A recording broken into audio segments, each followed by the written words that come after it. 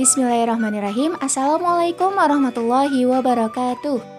Bagaimana kabarnya anak-anak soli dan solihah? Semoga dalam keadaan sehat semuanya ya. Alhamdulillah pada hari ini kita kembali bersama dalam pendidikan pelajaran agama Islam dan budi pekerti tanpa ada halangan suatu apapun bersama dengan Ustazah Mukminah. Ya, hari ini kita akan belajar materi baru yaitu bersih itu sehat. Sebelum kita memulai belajar, ada baiknya kita mengucapkan basmalah terlebih dahulu. Ucap basmalah. Bismillahirrahmanirrahim. Jika kita ingin dicintai Allah Subhanahu wa taala, kita harus senantiasa bersuci. Lalu apa sih itu bersuci? Kita simak dan ikuti bersama-sama. Sebelumnya kita bersama-sama mengenal arti bersih dan suci terlebih dahulu. Bersih artinya bebas dari kotoran, sedangkan suci artinya bebas dari najis. Jadi bersuci artinya membersihkan diri dari kotoran. Kotoran yang dimaksud adalah kotoran yang dapat menghalangi seseorang untuk beribadah kepada Allah Subhanahu wa taala. Kotoran itu disebut hadas dan juga najis.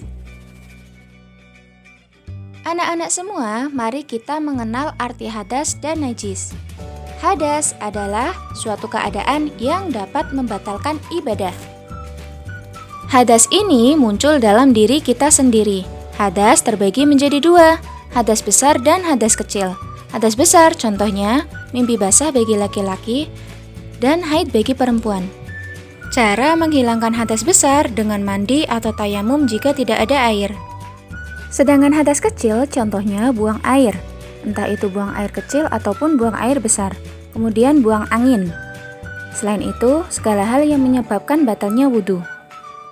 Cara menghilangkannya yaitu dengan cara dicuci dengan air bersih, lalu kemudian melakukan wudhu. Kemudian pengertian najis. Najis adalah segala sesuatu yang menjadikan terhalangnya seseorang untuk beribadah kepada Allah Subhanahu wa taala. Jadi, najis ini dianggap sebagai kotoran yang dapat menyebabkan ibadah kita tidak sah. Najis ini bisa saja mengenai tubuh ataupun tempat-tempat yang digunakan untuk ibadah, sehingga harus dibersihkan terlebih dahulu sebelum beribadah. Anak-anak semua perlu diingat, semua najis itu kotor, tapi tidak semua kotoran itu najis. Untuk itu, kita akan bahas bersama-sama pembagian najis. Najis terbagi menjadi 3 macam. Yang pertama, najis mukhaffafah atau najis ringan. Contohnya, air kencing anak laki-laki yang berumur kurang dari 2 tahun dan belum makan apa-apa kecuali air susu ibunya. Yang kedua, najis mutawasitoh atau najis sedang. Contohnya, darah, nanah, air kencing, bangkai binatang, kotoran manusia, dan sebagainya. Yang ketiga yaitu najis mughaladoh atau najis berat.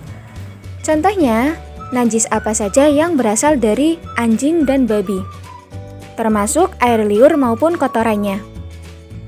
Anak-anak, sebagai umat Islam, kita harus bersuci sebelum beribadah kepada Allah Subhanahu wa taala. Nah, apa saja yang harus disucikan? Yang pertama, badan kita. Badan kita harus bersih dan juga suci. Kemudian yang kedua, pakaian kita. Pakaian kita juga harus bersih dan suci. Dan yang ketiga, tempat sholat. Tempat sholat harus bersih dan suci, terhindar dari kotoran ataupun najis. Bersih badan, pakaian, dan tempat tidak harus melaksanakan sholat. Setiap hari kita harus selalu menjaga kebersihan diri kita, entah itu badan kita, pakaian kita, ataupun tempat tinggal kita. Nah, untuk membersihkan najis yang terdapat pada pakaian ataupun tempat sholat, kita harus menggunakan air, baik itu air sumur maupun air hujan. Untuk menyucikan najis mukhaffafah, caranya yang pertama yaitu lapkan najis dengan kain kering, kemudian tuangkan air mutlak ke atasnya. Air mutlak yaitu air suci lagi menyucikan. Yang ketiga, lap hingga kering. Kemudian cara membersihkan najis mutawasitoh yaitu air yang datang dikucurkan ke benda yang terkena najis, bukan najis yang dicelupkan ke air. Setelah itu baru kita menyucinya sampai bau, warna, dan rasanya dari najis tersebut itu hilang. Sedangkan cara menghilangkan najis mughaladoh atau najis berat yang pertama yaitu menghilangkan wujud najis terlebih dahulu. Lalu kemudian membasuhnya menggunakan air sebanyak 7 kali. Salah satu airnya itu dicampur dengan tanah. Untuk kegiatan kalian di rumah, silakan mengerjakan tugas yang sudah Ustadzah tuliskan di buku tugas masing-masing ya. Cukup sekian pembelajaran kita pada hari ini. Bersama-sama kita ucap hamdalah. Alhamdulillahirabbil alamin. Sada akhiri, wassalamualaikum warahmatullahi wabarakatuh.